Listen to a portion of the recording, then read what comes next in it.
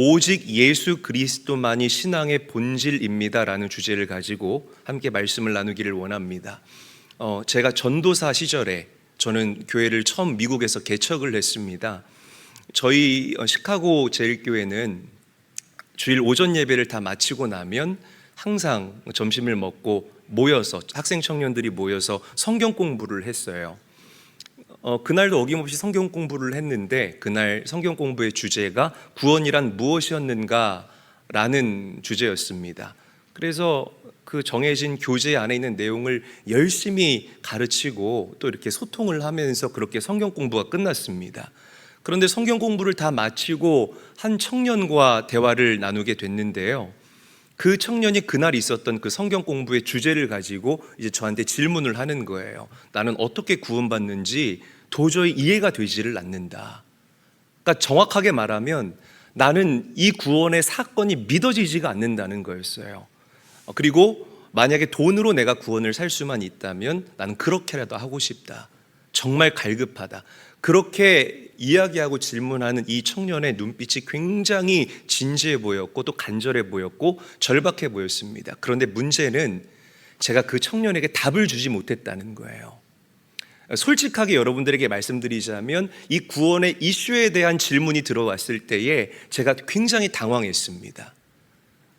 저를 합리화하자면 목회 경험도 없고 그리고 이런 변칙적인 질문 하리라고 저는 생각도 못했는데 그런 질문을 하니까요, 제가 그냥 꿀먹은 벙어리 마냥 이렇게 하다가 그 청년을 돌려보냈어요. 사실 여러분, 저는 구원의 확신이 그때도 명확했거든요. 예수를 만나기 이전의 이재일과 예수를 만난 이후의 이재일이 어떻게 다른지 그 청년에게 그냥 편안하게 설명해 줬으면 됐을 것도 같아요. 예수님은 하나님께서 이 땅에 보내신 구원자이다. 누구든지 그 예수를 내 인생의 주로 시인하고 그 십자가에 달리셔서 죽으시고 부활하신 예수님을 믿기만 하면 우리는 하나님의 자녀가 되는 권세를 얻는다. 할렐루야. 너무나 심플하지만 너무나 분명하고 선명한 이 진리를 왜 이야기하지 못했나. 그래서 아주 가끔입니다. 아주 가끔 가다가 그 청년이 생각이 나요. 그날 이후로 교회에 나오지를 않았는데 만약에 그때 내가 이 구원의 진리를 올바로 설명을 했다면 그 청년이 나와 함께 신앙생활 재미있게 할 수 있지 않았을까? 지금 이 구원의 확신을 분명하게 한 채 신앙생활 잘하고 있나? 그런 생각과 그런 궁금증이 저에게 있습니다.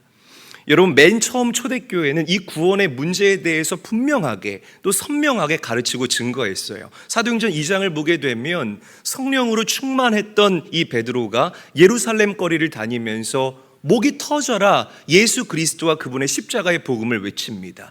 그런즉 이스라엘의 온 집은 확실히 알지니 너희가 십자가에 못 박은 이 예수를 하나님께서 주와 그리스도가 되게 하셨느니라.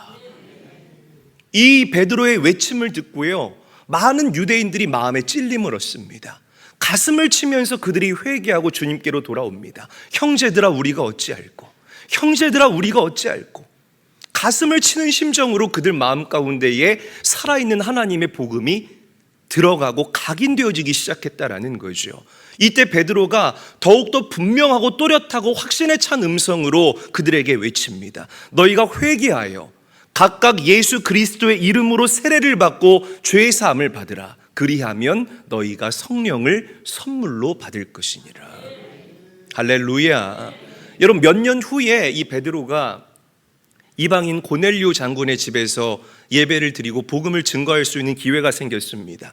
그때도 베드로는 이 몇 년 전과 토시 하나 틀리지 않고 똑같이 정확하게 명확하게 예수 그리스도와 그분의 십자가의 복음을 증거합니다. 유대인이 그를 나무에 매달아 죽였으나 하나님께서 그 예수를 사흘 만에 다시 살리셨다.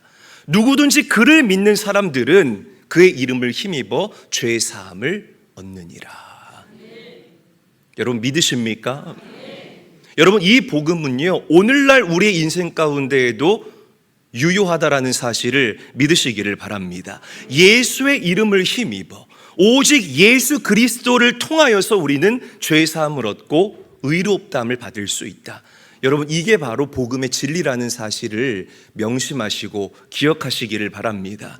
여러분, 다른 건 몰라도요, 교회는 뭐 사교하기 위해서 모이는 곳이 아니라 복음의 진리를 명확하게 외칠 수 있는 곳이 교회가 되어야 하고요, 복음의 진리를 명확하게 가르칠 수 있는 곳이 바로 교회가 되어야 합니다.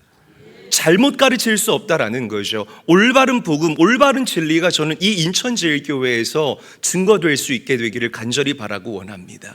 자, 오늘 본문에서 우리는 가장 먼저 이 바울과 유대인들이 했던 이 논쟁의 핵심에 대해서 짚어볼 필요가 있습니다. 믿음으로만 구원받는다라고 주장했던 사람, 다시 강조합니다. 믿음으로만 구원받는다라고 주장했던 사람은 사도 바울이에요. 그리고 율법과 할례를 통해서 구원받을 수 있다라고 주장한 그룹이 바로 유대인 그룹이라는 것입니다. 믿음으로 구원받느냐 아니면 할례로 구원받느냐, 이 논쟁을 신학적으로 아디아포라 논쟁이라고 이야기를 합니다. 한번 저를 따라하죠. 아디아포라 논쟁. 더 크게 자신감 있게요. 아디아포라 논쟁. 아디아포라라는 이 말의 뜻은 뭐 아무래도 괜찮다라는 의미를 가지고 있어요. 그러니까 별로 중요하지 않은 것이라는 의미라는 겁니다. 자, 그렇다면 무엇이 아디아포라일까요? 할례와 율법을 지키는 것, 이게 바로 아디아포라라는 것, 이게 중요하지 않은 것이라는 것입니다. 그러니까 이 할례를 받는 것, 그리고 내가 율법을 A부터 Z까지 다 지켜나가는 것, 이게요 구원과는 1도 상관없다 라고 사도 바울이 지금 우리에게 외치고 있다라는 겁니다. 왜 유대인들은 그럼에도 불구하고 할례를 받아야만 구원받을 수 있다, 율법을 지켜야만 구원받을 수 있다라고 이야기를 했을까? 이 사도 바울이 가만히 살펴봤어요. 이 할례라는 아디아포라, 별로 중요하지 않은 것, 이도저도 아닌 것, 비본질적인 것을 가지고 자꾸만 믿음이 약한 사람들을 걸어 넘어뜨리고 그들을 실족하게 하는 사람들이 누구인지 바울이 가만히 보니까 이런 사람들이었습니다. 자, 우리 4절 말씀 함께 한번 읽어보도록 하죠. 한 목소리로 크게 읽습니다. 시작. 이는 가만히 들어온 거짓 형제들 때문이라. 그들이 가만히 들어온 것은 그리스도 예수 안에서 우리가 가진 자유를 엿보고 우리를 종으로 삼고자 함이로되. 자, 저기 보면 제가 가만히 들어온 거짓 형제들의 강조를 해 두었다는 것을 여러분들이 알 수가 있습니다. 그러니까 할례를 주장하는 사람들, 율법을 주장하는 사람들은 교회 정문으로 떳떳하게 이렇게 들어온 사람들이 아니라는 거예요. 가만히 슬그머니 들어와 가지고요, 이렇게 어디 보자, 믿음이 약한 사람들 어디 있나 이렇게 보다가 저 사람 믿음이 약해 보이는구나, 옆에 가서 속삭이는 겁니다. 믿음만으로 구원받는 거 아니야. 할례 받아야 돼. 율법도 다 지켜야 돼. 할례 받았어. 봐봐. 안 받았네. 이런 식으로 계속 사람들을 걸어 넘어뜨렸던, 그러니까 그 당시에 아주 대표적인 이단이었던 할례주의자들이 이 교회 속으로 아주 깊게 침투해 들어왔다라는 거죠. 여러분, 요즘 이 한국교회 뭐 과거부터 문제가 됐었지만 이렇게 가만히 들어오는 이단들 중에 대표적인 이단이 어디죠? 신천지죠. 그렇죠. 악한 사단 마귀는 하나님의 교회가 세워지고 난 이후부터 지금까지 계속해서 이 교회를 다른 복음으로, 아디아포라, 본질이 아닌 비본질적인 것으로 자꾸만 흔들고 자꾸만 무너뜨리려고 한다라는 사실을 우리가 기억하시고 명심하셔야 된다라는 겁니다. 그래서 우리 성도들은 알아야 돼요. 나는 믿음으로 구원받는다. 할렐루야. 예수 그리스도와 그분의 십자가만이 나를 의롭다 할 수 있는 구원의 유일한 도구이고 구원의 유일한 증거가 될 수 있다. 이 구원의 확신이 명확한 사람들은요, 이 이단들에게 흔들리지 않을 수가 있습니다. 달을 이 끝단자를 쓰잖아요. 이단이 처음에는 비슷해 보여요. 막 성경에 대해서 박학다식하게 막 쫙 풀어놓는 것 같아 끝에 가서 엉뚱한 소리 하는 사람들이 이단의 특징이라는 것입니다. 본문에 나오는 우리가 가진 자유라는 표현이 있어요. 한번 저를 따라하죠. 우리가 가진 자유. 더 크게, 우리가 가진 자유. 자, 우리가 가진 자유라는 이 표현은요, 복음의 핵심 중에 하나입니다. 예수 그리스도께서 이 십자가에서 율법의 모든 요구를 단번에 해결하셨기 때문에 예수 믿고 구원받은 저와 여러분들에게는 참된 자유가 있음을 믿으시기를 바랍니다. 우리는 자유한 자예요.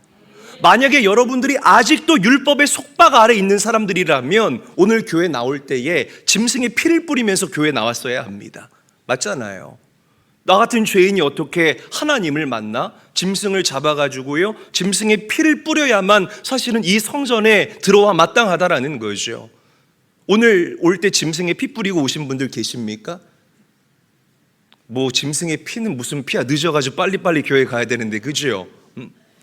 여러분, 더 이상 이런 율법의 속박 아래 우리가 놓일 필요가 없다라는 거예요. 우리는 자유한 사람들입니다. 예수 그리스도의 십자가의 죽으심과 부활로 말미암아 저와 여러분들은 그 예수의 이름으로 성전에 담대히 나갈 수 있는 담력을 얻게 된 자들이라는 사실을 믿고 감사해야 할 것입니다. 할렐루야. 그런 의무에서 자유롭게 됐다라는 거예요.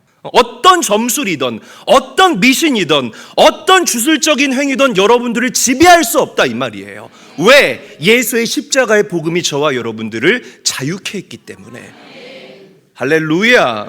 여러분, 우리는 믿음으로 구원받아요. 할례와 율법은 비본질적인 것, 아디아포라에 불과하다라는 이 진리를 오늘 가슴에 새기시면서 그렇게 본질적인 것을 앞세워 신앙생활할 수 있는 건강한 신앙인들이 다 될 수 있기를 우리 구주 예수님의 이름으로 간절히 축원합니다. 로마가 멸망할 때요, 이 로마 교회가 타락했거든요. 교회의 타락이 나라의 멸망까지 이어지게 되는 안타까운 현상이 일어나게 됩니다. 이 로만 캐톨릭이 부패했을 때에 이 로마가 멸망하기 직전이에요. 교회 내에서 복음이 사라지게 돼요. 그리고 이 교회 신부들이 뭐 했는 줄 아십니까? 바늘 끝에 천사가 몇 명이나 올라갈까? 이거 가지고 3일 동안을 그들이 싸웠다는 이야기가 있어요. 바늘 끝에 천사가 몇 명 올라가요? 아디아포라예요. 중요한 게 아니라는 거, 비본질적인 것이라는 겁니다.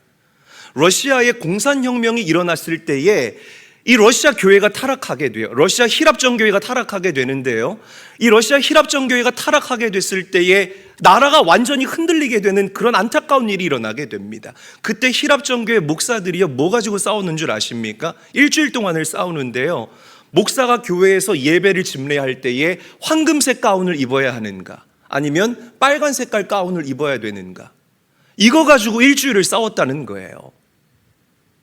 또 저만 놀라워요, 여러분. 좀 놀란 표정이라도 져주세요. 이거 가지고 일주일을 싸웠다.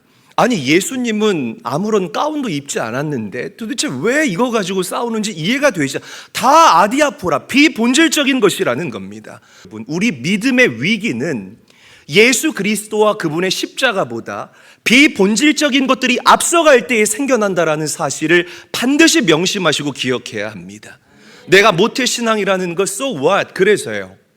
내가 장로라는 것, 내가 헌금을 이만큼 하는데, 내가 월요일부터 주일까지 매일같이 예배에 나오고 매일같이 내가 주를 위해서 봉사하는데, 이 자기 의의가 복음보다 앞서가는 그 순간부터 우리의 믿음은 부패되고 변질될 수밖에 없다라는 겁니다. 바라고 소망하고 여러분들에게 권면드리기를 원하는 것은 나의 의의보다 예수를 앞세우시기를 바라고, 나의 행함보다 그분의 십자가를 앞세울 수 있는, 정말 내 인생 가운데 예수님과 그분의 십자가만이 드러나고 나는 그분의 십자가 뒤로 철저히 감춰지기를 원하는 인생을 살 수 있게 되기를 주님의 이름으로 간절히 축원합니다. 그래야 우리가 숙성돼요. 그래야 해를 거듭할수록 우리가 깊이 있어지고 더욱더 진한 맛을 내는 그리스도인이 될 수 있다는 것입니다. 여러분, 누가 뭐라고 해도 우리 인천제일교회 성도들은 다른 것으로 구원 확인하려고 하지 마세요. 예수를 믿는 믿음으로 나의 구원을 확증하는 그런 깨어있는 성도님들이 다 될 수 있기를 주님의 이름으로 간절히 축원합니다. 본질은 예수 그리스도예요. 옆 사람과 인사합니다. 본질은 예수 그리스도입니다. 인사하겠습니다. 자, 두 번째, 우리는 복음 전도를 위해서 서로의 다름을 인정하고 또 연합과 일치를 이룰 수 있는 그런 성도들이 되어야 합니다. 자, 우리 갈라디아서 2장 7절에서부터 8절까지의 말씀 함께 읽겠습니다. 시작. 도리어 그들은 내가 무할례자에게 복음 전함을 맡은 것이 베드로가 할례자에게 맡음과 같은 것을 보았고, 베드로에게 역사하사 그를 할례자의 사도로 삼으신 이가 또한 내게 역사하사 나를 이방인의 사도로 삼으셨느니라. 자, 이 말이 무슨 말이냐면 베드로는 유대인을 위한 사도로 부름을 받았고 사도 바울은 이방인을 위한 사도로 부름을 받았다. 부르심이 다 다르다라는 것을 사도 바울이 얘기를 하는 것입니다. 여러분, 우리가 이 많은 사람들이요, 각자 잘하는 게 다 달라요. 인정하시면 아멘 합시다. 그렇죠, 다 다르지요. 저도 피아노 칠 줄 알거든요. 그런데 제가 피아노 쳐봤자 이 전공자들보다 잘 치겠습니까? 절대 그들보다 잘 못 치겠죠. 그러니까 서로 잘하는 게 다 달라요. 음악적인 재능이 탁월한 사람이 있는가 반면에 남들보다 넓은 시야를 가지고 섬기는 것을 잘하는 사람이 있습니다. 강력하게 조직을 이끌어가는 리더십이 있는 사람이 있는가 반면에 참모나 서포터로서 굉장한 역량을 발휘하는 사람들이 있을 수 있다는 거죠. 우리가 하나님께로부터 받은 달란트가 다 달라요. 위에 두 사람도 마찬가지입니다. 베드로와 사도 바울은 부르심이 달랐어요. 사역의 필드, 현장도 달랐다는 것입니다. 그러니까 베드로는 오늘날로 말하면 어떤 교회 담임 목사라고 생각하면 되고요, 사도 바울은 이 선교사라고 생각을 하면 됩니다. 그러니까 필드가 다르다는 거예요. 그런데 하나님께서 부르심은 다르지만 그 두 사람을 공통적으로 사용하셨다. 무엇을 위해서? 예수 그리스도의 복음을 전하는 일을 위해서 사용하셨다는 겁니다. 그래서 서로 다른 그들이 악수하면서 연합하고 서로를 이해하고 포용하고 수용하게 되는 정말 말도 안 되는 기가 막힌 일이 일어나게 된 줄로 믿으시기를 바랍니다. 당시에 이 유대인들은요, 유대인들만 구원받을 수 있다고 생각했어요. 이 일이 왜 놀랍냐면 사도 바울은 이방인에게도 그 전도의 문이 열려 있다라고 주장한 사람이잖아요. 그러니까 이 복음 전도의 새로운 문이 열리는, 새로운 길이 개척되는 놀라운 역사가 베드로와 이 사도 바울의 화해를 통해서 일어나게 됐다라는 겁니다. 이게 그냥 가만히 앉아서 듣고 있을 말씀이 아니라 이 연합과 일치를 우리 성도님들이 고무적으로 생각하셔야 된다라는 거죠. 사랑하는 저희 교회 성도 여러분, 다 달라요. 교회 안에서 다 다르죠. 우리는 이 다름을 인정하면서 살아가는 존재들이 되어야 할 줄로 믿으시기를 바랍니다. 서로가 서로를 보완해주는 그런 존재로, 서로의 부족함을 보충해주는 존재로 우리가 그렇게 연합과 일치를 위해서, 우리는 하나님 나라의 확장을 위해서 부름받은 사람들이에요. 나 혼자 잘 먹고 잘 살기 위해서, 기복적으로 예수 믿기 위해서 우리가 이 제일교회에 나오는 것이 아니라 땅끝까지 이르러 주님의 복음을 증거하기 위해서 우리가 주님의 몸된 교회를 이루며 산다라는 것입니다. 연합하십시오. 나에게 있는 것으로 다른 사람을 채워주시고, 나에게 없는 것, 다른 사람에게 있는 것 질투하지 마시고 그것들을 존중하시면서 그렇게 연합과 일치를 이룰 수 있는 이 교회와 여러분들의 가정이 될 수 있기를 주님의 이름으로 간절히 축원합니다. 자, 둘이 연합과 일치를 이루었다는 거죠. 사실 이렇게 서로 다른 사람들이 같이 일하는 게 쉽지가 않아요. 자, 우리 갈라디아서 2장 9절 말씀도 함께 한번 읽어보도록 하죠. 함께 읽겠습니다. 시작. 또 기둥같이 여기는 야고보와 게바와 요한도 내게 주신 은혜를 알므로 나와 바나바에게 친교의 약수를 하였으니 우리는 이방인에게로 그들은 할례자에게로 가게 하려 함이라. 자, 여기 기둥같이 여기는 이라는 표현에 제가 마크를 해놨습니다. 한번 저를 따라합니다. 기둥같이 여기는. 기둥같이 여기는. 자, 기둥이라는 것은 하나님께서 귀하게 사용하는 일꾼을 표현하는 단어예요. 다시 강조합니다. 기둥은 하나님께서 귀하게 쓰시는 일꾼을 강조하는 그런 단어입니다. 야고보와 게바, 베드로와 그리고 요한은 예루살렘의 기둥으로 하나님께서 사용하셨다는 거예요. 자, 먼저 이 예루살렘의 기둥, 이 야고보는 기도의 기둥이었습니다. 야고보의 또 다른 별명이 뭔 줄 아시죠, 여러분? 낙타 무릎 아닙니까? 왜 낙타 무릎이냐면 이 낙타 무릎이 이렇게 살짝 굽었거든요. 이렇게 굽은 모양이거든요. 하도 무릎을 꿇고 하나님께 기도해서 그의 무릎이 굽었다 해서 이 야고보 사도의 별명은 낙타 무릎이었습니다. 저는 오늘 여러분들을 도전하고 축복합니다. 우리 인천제일교회에 이 기도의 기둥들이 오늘 예배하시는 여러분들 되시기를 주님의 이름으로 간절히 축원합니다. 간절히 축원합니다. 베드로는 믿음의 기둥이었습니다.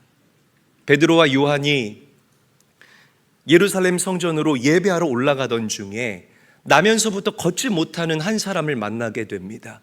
그가 베드로에게 먹을 것 좀 달라라고 구걸하였을 때 베드로가 믿음으로 선포합니다. 은과 금은 내게 없지만 내게 있는 이것을 너에게 주니 곧 나사렛 예수의 이름으로 명하노니 일어나 걸어라. 그러자 그 걷지 못하는 사람이 일어나 걷게 되는 기가 막힌 역사가 일어나게 된 줄로 믿습니다. 예루살렘 교회가요, 이 초대에 굉장히 많은 믿음의 공격을 당했어요. 영적 공격을 당했다는 거죠.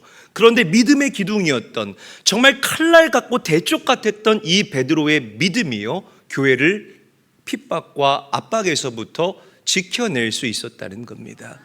사랑하는 제일교회 성도 여러분, 정말 숱한 위기 가운데에서도 이 교회가 온전히 세워져 갈 수 있는, 그렇게 믿음으로 이 교회를 지켜나갈 수 있는 믿음의 기둥들이 될 수 있기를 우리 구주 예수님의 이름으로 간절히 축원합니다. 마지막으로 사랑의 기둥, 요한은 사랑의 기둥이었습니다. 요한 1서, 2서, 3서의 말씀을 원어로 읽어보게 되면 이 사도 요한의 이 어감이 굉장히 부드러워요. 그래서 그 말씀을 읽을 때에 얼마나 큰 위로를 받는지 모릅니다. 이 사도 요한은요, 사랑의 사도였어요. 사랑으로 마음이 무너진 사람들을 위로하고 그들을 일으켜 세워주는. 여러분, 제일교회가 예배의 기름 부으심이 있고 말씀이 살아있고 다 좋지만 여러분들이 그 말씀을 가슴에 품었다면 우리는 사랑하며 살아갈 수 있는 성도들이 되어야 할 것입니다. 정말 사랑을 갈급해하는 사람들이 너무나 많아요. 너무나 많습니다. 고개 숙여서 인사하는 것도 우리가 상대방을 존중한다라는 사랑의 표현 중에 하나입니다. 여러분, 낯선 사람을 보더라도, 교회 안에서 낯선 사람 보더라도 쌩 하고 지나가지 마시고요, 고개 숙여서 인사하시고 정중하게 예를 표할 수 있는 성숙한 그리스도인들이 되시기를 바랍니다. 이것이 부지 중에 하나님께 하듯 하는 여러분들의 믿음의 행위라는 사실을 잊지 않고 기억할 수 있게 되기를 바라요. 자, 이 성경에는 언급되어 있지 않지만 또 하나의 기둥이 있죠. 누구죠? 전도의 기둥이었던 사도 바울입니다. 저는 사도 바울을 전도의 기둥이라고 표현하고 싶어요. 그의 모든 일생은 예수 그리스도와 그분의 복음을 위해서 쓰임받았다라고 이야기를 해도 과언이 아닐 정도로 그는 복음 전하는 일 가운데 열정을 쏟았습니다. 여러분, 성경 66권을 보게 되면 구약도 그렇고요, 신약도 그렇고요, 결국에는 예수 그리스도와 그분의 십자가로 귀결된다라는 사실을 우리가 부정할 수가 없을 거라는 거죠. 그 복음을 우리가 증거하는 자들로 부름을 받았다. 그래서 전도는 우리 모두의 사명이라는 사실을 믿으시기를 바랍니다. 할렐루야. 사랑하는 제일교회 성도 여러분, 지난 2000년 동안 교회를 통해서 선포되었던 예수 그리스도와 그분의 십자가의 능력이 오늘 이 달을 관찰하는 최첨단 시대를 살아가는 여러분들의 삶에 능력이 될 수 있기를 주님의 이름으로 간절히 축원합니다. 복음은 지금도 여러분들을 변화시켜요. 큰 소리로 아멘. 복음은 지금도 여러분들을 치료합니다. 복음은 지금도 여러분들의 인생을 기가 막히게 뒤집어 엎고요, 경작할 수 있는 하나님의 능력이라는 사실을 믿으시기를 바랍니다.